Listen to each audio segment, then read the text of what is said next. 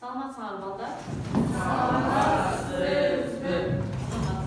Бүгүнкү сабакка маанайыбыз кандай балдар? Азаматсыңар балдар.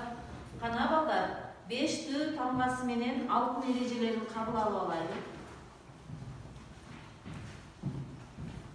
Табиатты сүйүү керек.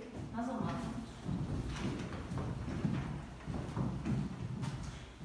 Тазалыкка жүрүү. Тарбиялуу болуу.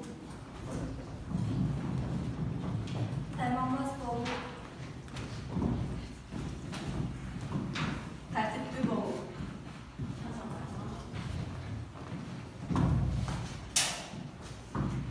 Балдар, бул сүрөттөрдөн силер эмнелерди байкап турасыңар? Алихан. Табиаттагы козу. Азаматсың. Даниэл. Кыргызстан тайманбас болуу. Эң жакшы. Табиаттагы туnuqsular. Табиаттагы туnuqсуулар. Дагы ким? Асема. Жандын кооз жаратылыш. Азаматсың. Элиза. Кыргызстандын кооз эли. Эң жакшы. Азаматсыңар. Балдар, бүгүнкү биздин жаңы темабыз таштандысыз дүйнө. Бүгүн биз балдар сабакта табиатты таза сактоого үйрөнөбүз. Күнүмдүк турмушта табиатка аяр мамиле жасоону билесиңер. Табиаттын баалуулугун түшүнүп, ага аяр мамиле кылууга тарбияланасыңар. Балдар, экранга көңүлүңүздү бурабыз.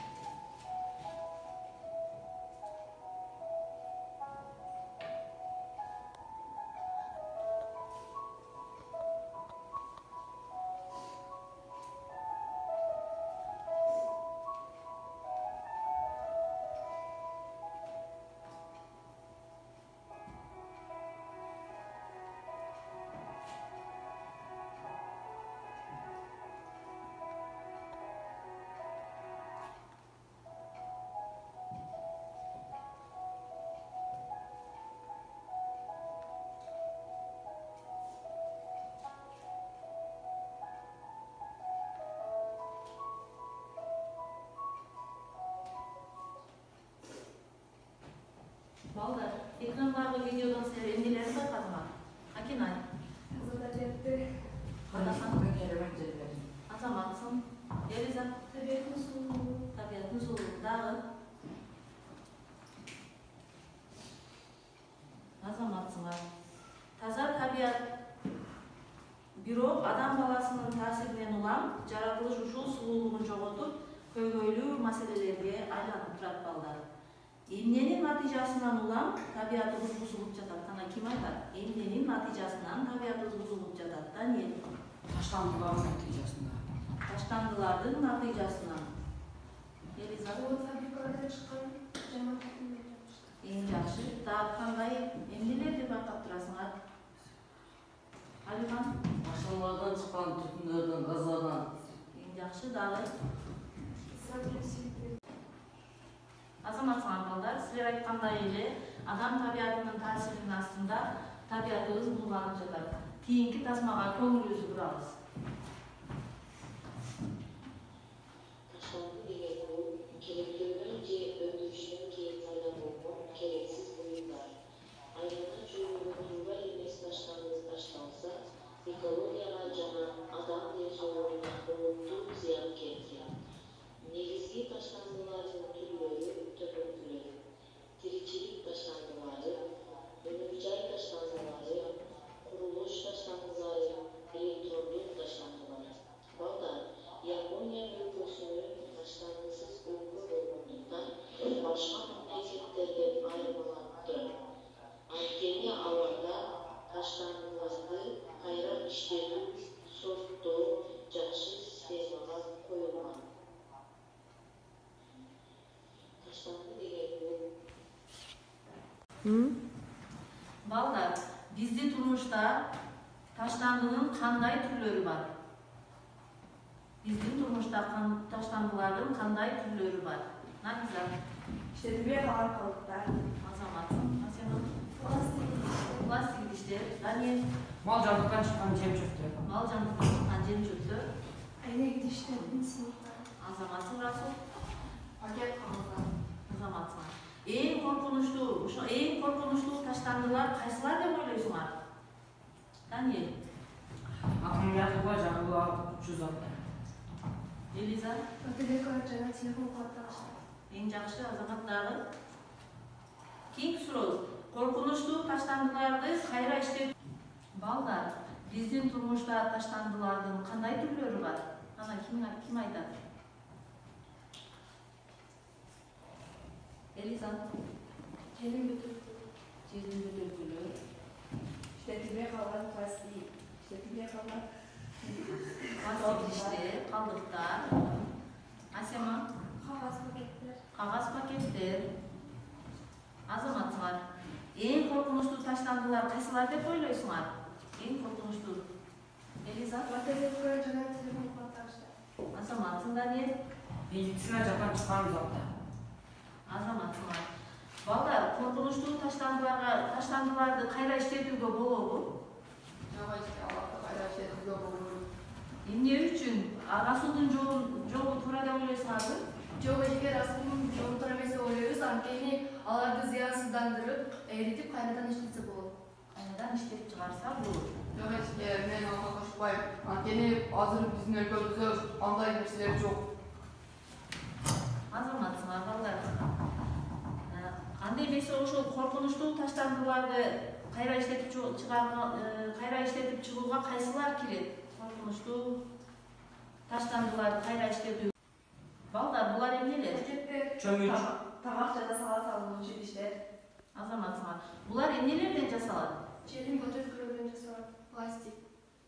Пластик эритмелеринен. Азаматсыңар. Ушул биздин турмуш тиричилигибизде колдонулуучу буюмдар пластик идиштерди эритилип, зыянсыздандырылып, ушундай бизге турмуш тиричилигинде колдонулуучу идиштерибиз жасалып чыгат экен. Балдар, таштандыларды жалпы дүйнө жүзүндө төмөнкүдөй 3 топко бөлүнүшөт. Жашыл кутучабызга кагаздардын таштандыларын салышат.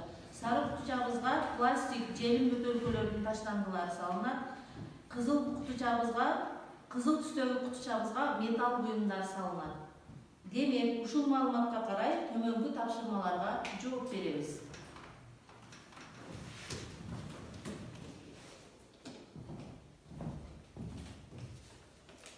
Балдар, ушул кутучага мына ушундай болгон төмөнкүдөй таштандыларыбызды 3 топко бөлүп салабыз.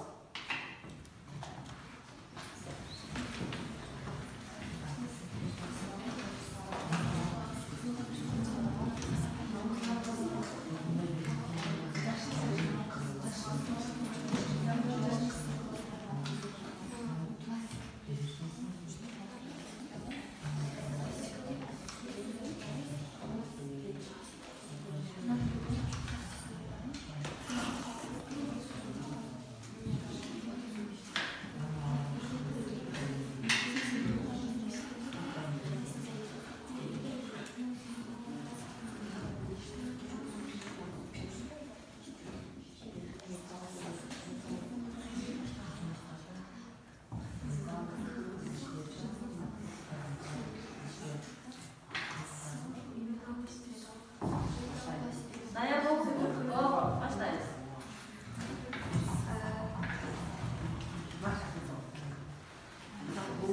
Кызыл тушага салынат. Металл бул кызыл кутучага салынат. Бул кызылдардын идиштери металл. Кагазда жашыл түскө салынат. Кагазда жашыл түскө салынат. Бул таштандын пластики. Сары түскө салынат. Азаматсыңар, эң жакшы. Расул. Акмандай кагаз жана журналдар, гезиттер. Баары жашыл кутка салышат. Суунун идиштери бул металлга салынат. Кандай бөтөлкөлөр жана суунун идиштери бар сарга салышат. Кутучага салынса. Азаматсыңар, жакшы балдар. Эмне үчүн бул таштандыларды бөлүп салдыңар? Даниэль? Адам бул таштандыны жыйнаганда ал эмне даяр болгонун билет. Анткени аларды кайрадан иштетип чыгарууга болот. Жакшы. Эми балдар биздин айылдарыбыздын, биз окуп жаткан мектептердин таза табияты бузулбашы үчүн биз силер кандай салым кошмоксуңар? Өз оюңарды кагаз бетине жазыңар. Силер өз оюңарды кагаз бетине жазасыңар. Силер сүрөт пейзаж аркылуу өз салымыңарды кандай кошмоксуңар, ошол боюнча түшүндүрүп бересиңер.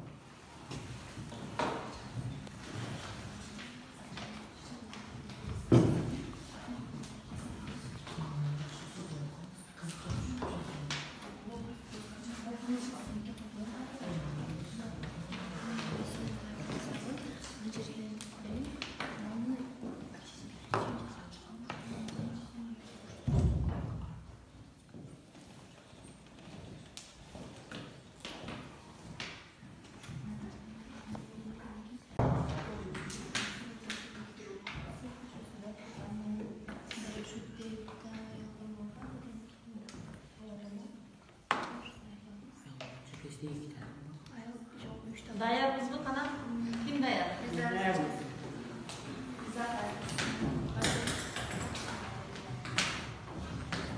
Таштандылар бүгүнкү күндө биздин өлкөдө гана эмес, жалпы дүйнө жүзүндө чоң абалдуу маселе болууда. Биз жашаган айылда кээ бир коомдук жерлерде таштанды салуучу кутучалар жок. Мисалы, Кеңеш айылдык машыктыруучу залында, күндөрдүн жанында, ар бир бекет жанында таштанды салуучу кутучалар коюлган эмес. Ал эми айылда аралап өткөн көк сайдын ичи дайыма таштандыларга толуп жатканын көрөбүз.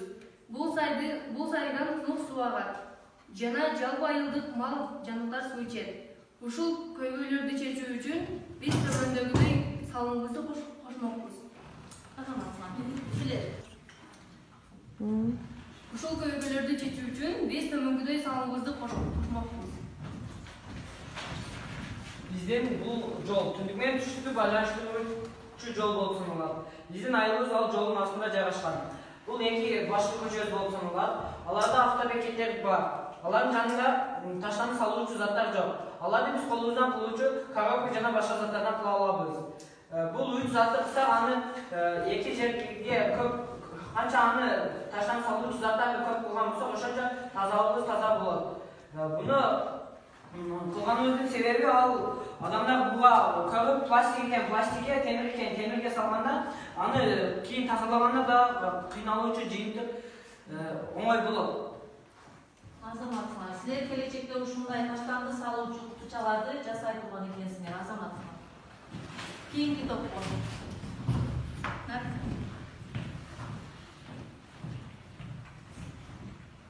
Бул биздин айылыбызды аралап аккан көк сайыбыз болуп эсептелет. Бул көк сай азыркы абалы өтө жаман болуп тургандыгынан биз мунун таза жана кооз болуп турушуну каалайбыз.